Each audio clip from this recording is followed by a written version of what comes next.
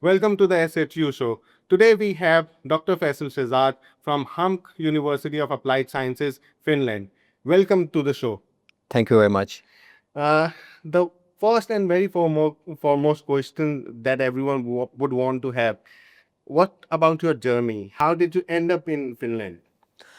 Well, I think this is the long story. So I completed my MBA from Lahore, Superior University 2008, and then I decided to go abroad, I think as a lot of students do. So, and then I moved to Finland and I started my master's program. It was a scholarship program. So I completed in 2010. So that's the beginning of the journey. But of course, after that, I did the PhD in management. I also did the 2 years vocational teaching education program.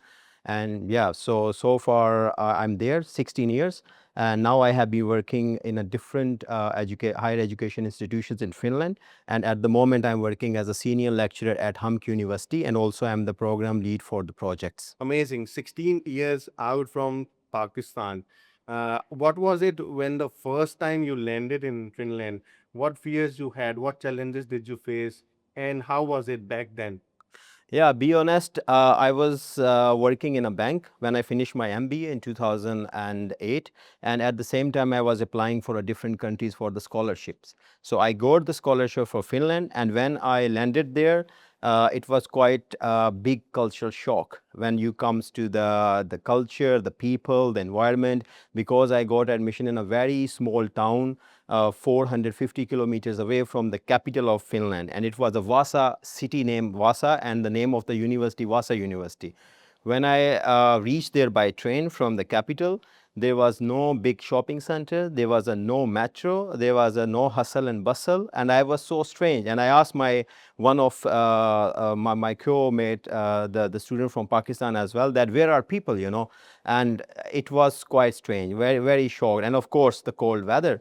There's the temperature goes -30 in the winter, and you know that I'm from Lahore and I never seen that kind of cold weather. So actually these are the big culture shocks for me. But of course on the other side, the way how the universities are there, how their system, and also the level of education was quite different. That was also quite different for me in a context of the education.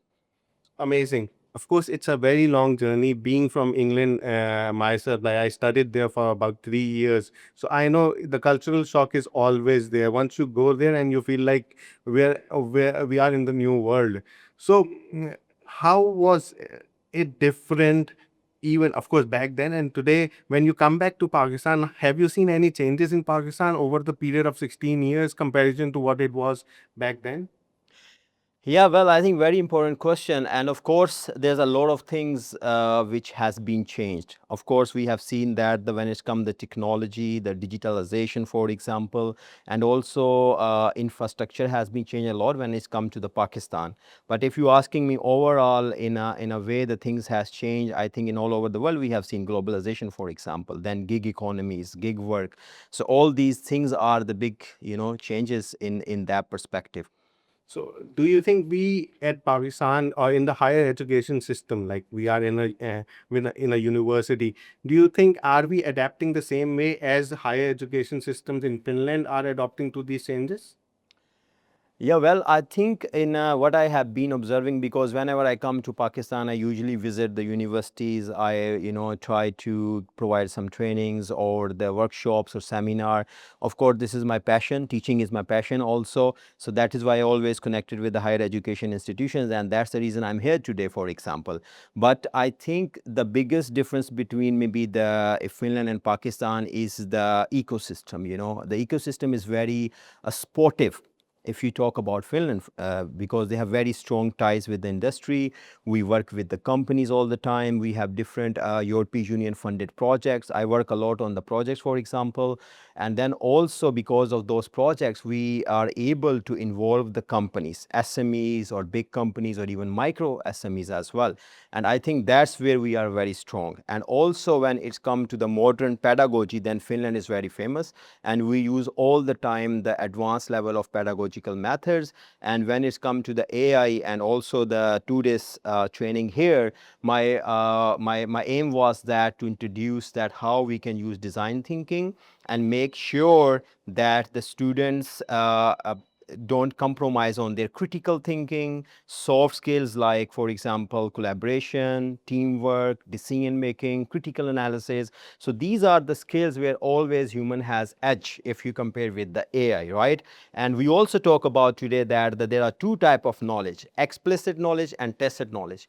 And the tacit knowledge is the type of knowledge where humans have always the top level, the competencies. So I think that's very important here. We have to understand as a humans that we always focus on our soft skills. And I will also like to advise to the students that try to focus more on soft skills. For example, resilience, agility, right? And then resourcefulness, and then also the flexibility. So I think these are the skills which should be the weapons for the students nowadays. And I give you one example. When I went to Finland, that it's very hard to get a job in a universities, for example. It's not very easy task. But if you are resilient, if you have agility, if you know how to adopt in a new culture, then of course I think doors are open and you can be successful. There's no any way that it gonna stop you.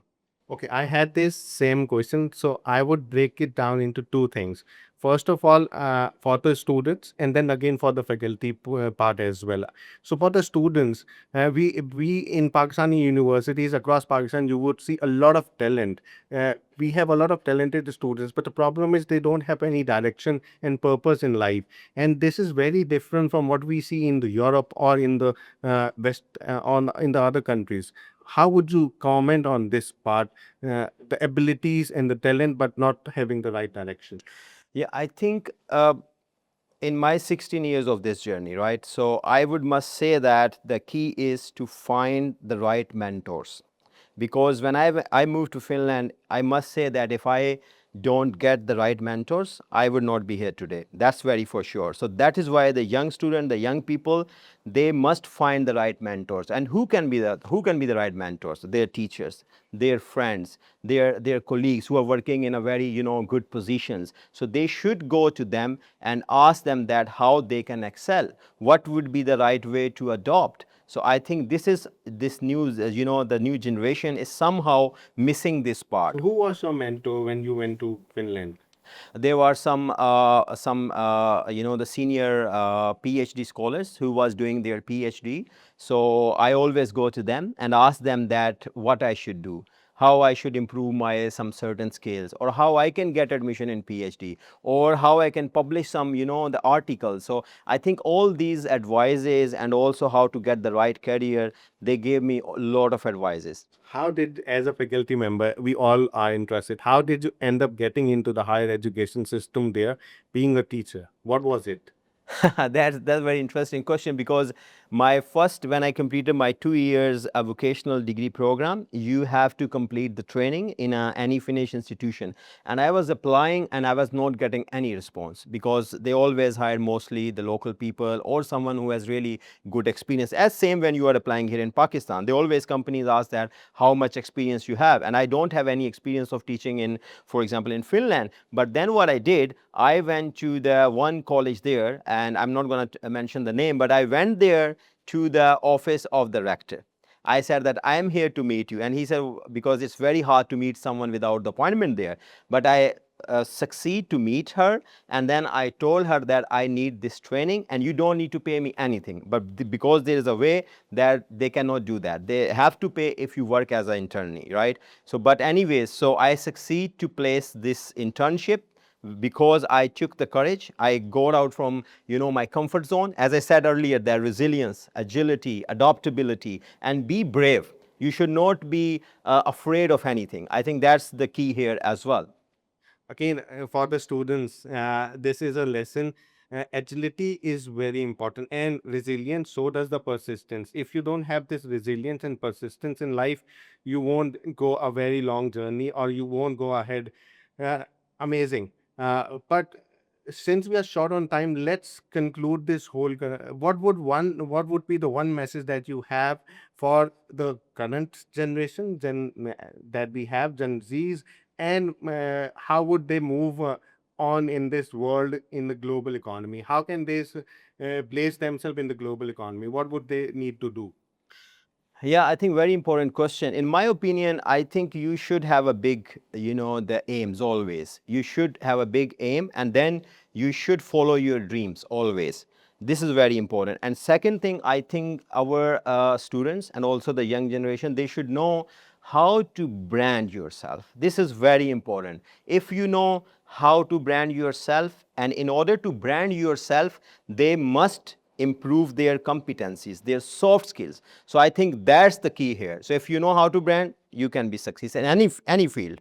Thank you, Faisal. Amazing. How was your experience here at Salim Habib University? How would you rate your experience being here and for 2 days training? Thank you at first for teaching our faculty and us and giving us the insights of the global arena that you're working in. So, what would you have about Salim Habib University? Well, I think that it was amazing. It's really excellent experience to be here, and I really like the campus. First of all, I have been in different universities in Pakistan, but I think the campus of Salim Habib University is awesome. And then secondly, I met the vice chancellor, I met the several faculty members and head of the departments and deans.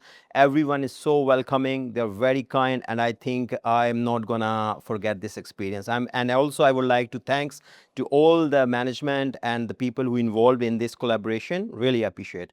Amazing. Similar as that, our Chancellor, Dr. Häme has the same vision and purpose and she has the same purpose that we should be resilient and agile, and speed is the essence of success, is the key message from her to all of our faculty members and to our team. So I can really see that, and it is because of her vision and purpose that this campus is here. So any comment on the infrastructure and the facilities that we have seen and to the vision of our Chancellor, Dr. Hiram Park. Any words on that? Yeah, I think I must say that if, as you mentioned, the vision of the chancellor, I can see that. I can see that in the culture of the organization, because I provide the consultancy to the higher education institutions and companies, and I can see this culture perspective here.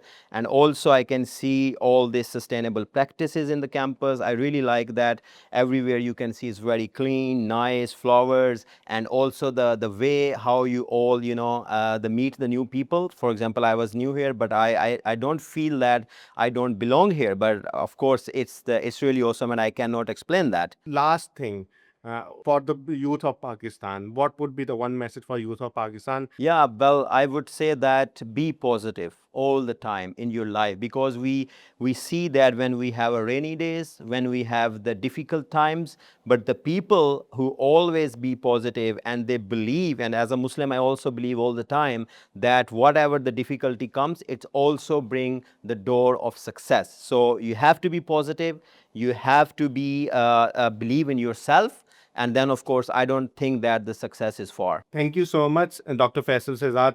It was amazing to have you here with us at the Salim Habib show. Inshallah, we'll be meeting again. Thank you. Thank you very much, really appreciate it.